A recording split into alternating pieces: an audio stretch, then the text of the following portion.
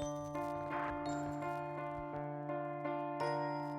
guess we're a curiosity-based species. We want to know our natural environment, and the moon is a pretty prominent thing in the night sky. Where it came from, I think, everybody would. Where do the stars come from? It's a bit of a related. To understand everything that you see is what drives us. As long as man or humans had the capacity to think about their own existence, they would have tried to understand their place in the cosmos. They would have originally turned to religion or sort of supernatural reasons for our existence, and they would have believed in all kinds of things to explain. Eventually we want to talk about the moon, but I mean that would be the first thing that they would. Where did that come from? How did they get here? And so, from our perspective, I think it's just really a fundamental question that humans have asked for as long as they can basically pose questions, is where did we come from? Why are we here? Maybe we can't answer the questions why we're here, but how we're here or how we got here. That's part of what we do. And the meteorites are the tools that we basically are using to try and look back into this evolution of critical time when the planets would have been forming.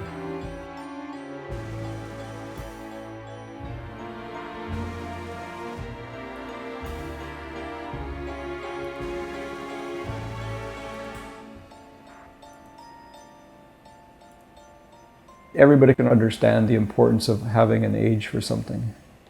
And my role in the simplest form is to take rocks, they could be from Earth or they could be from meteorites or from the moon, and try and figure out or determine how old the rock is.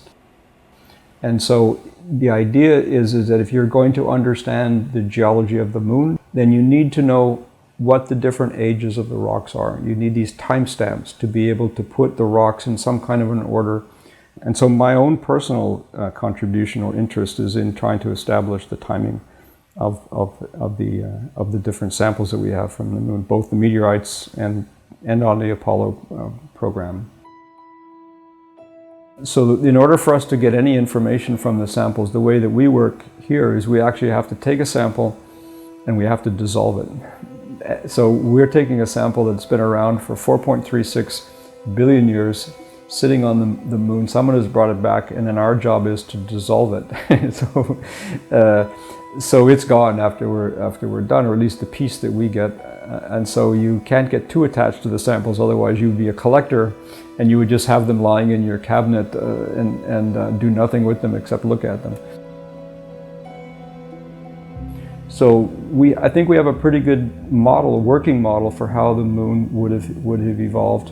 The standard hypothesis is that there had to have been some kind of a gigantic collision between two bodies, and from this so-called giant impact, then there would have been the emergence of a core of material that would have had a debris disk around it, very similar to the debris disk that would be around the sun, but on kind of a smaller scale.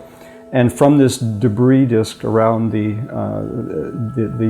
proto-Earth, let's call it, then you would begin to coagulate these particles, and from this the moon would eventually grow out of this disk of debris that came from this giant impact. So one of the fundamental questions then is, where did the two planets, these two protoplanets, where did they come from? What was their relationship to each other? Tranquility Base here. The Eagle has landed.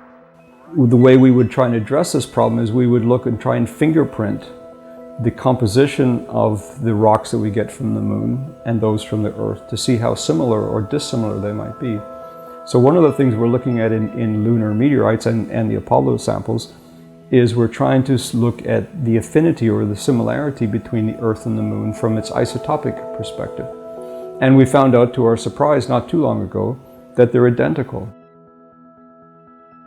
The fact that the Earth and the moon are so similar means that the proto-bodies that collided to form the Earth-Moon system, they apparently came from the same region of this protoplanetary disk where these planets were growing, and they must have basically grown at the same time and probably reached approximately the same size before something made them unstable in their orbits, and finally there was this gigantic collision. So if you were to take a telescope and just look up, or even binoculars, you will see predominantly a white area with some patches of darker areas. The light areas is the very first crust that would have formed, and it would have been of this, it's called an orthosite. It's mainly made of one mineral called plagioclase, and that's about 4.36 billion years ago. We dated that a couple of years ago, well, a decade ago I guess now. And this gives us some constraint about the timing of the Earth-Moon collision that would have occurred. So 4.36 billion years ago, that's when that original crust would have formed. And then the darker regions are these basaltic layers. So it's a bit like the rocks which are coming out of volcanic vents in Hawaii, for example.